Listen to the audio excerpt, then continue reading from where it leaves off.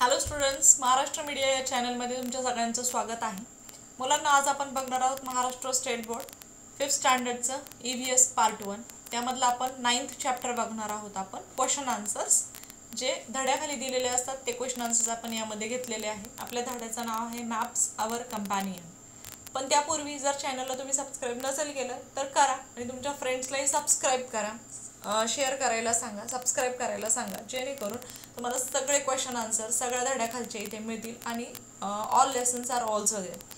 So the first question तुम्हाला टेक्स्टबुकमधून करायचं आहे. द सेकंड क्वेश्चन दिलेला आहे. In the following sentences underline the words that represent landform and prepare signs और symbol for them.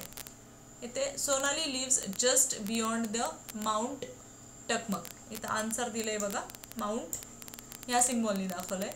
Nilesh has gone on the trip to Grahpuri Island.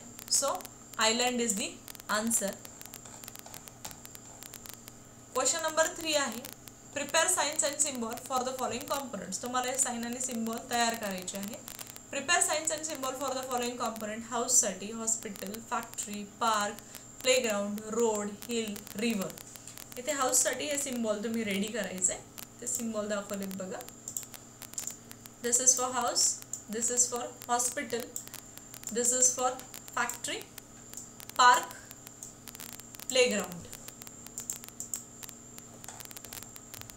त्यानंतर आहे road. Road साठी इथे दिसतंय बघा, this is the symbol. Hill, this is the symbol for the hill. and शेवटी आहे river. तर river अशी फ्लो होती.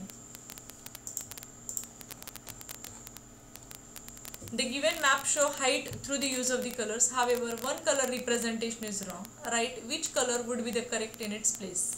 So answer, in the place of blue, that color for low elevation to be used should have been green. तर ब्ल्यूच्या जागेवर आपण green colour हा वापरायला पाहिजे होता तिथे. तर मुलांना इथे आपले क्वेश्चन आन्सर संपलेत या लेसनचे. आपण पुन्हा भेटूया पुढच्या लेसनमध्ये. तोपर्यंत टेक केअर, काळजी घ्या. Goodbye.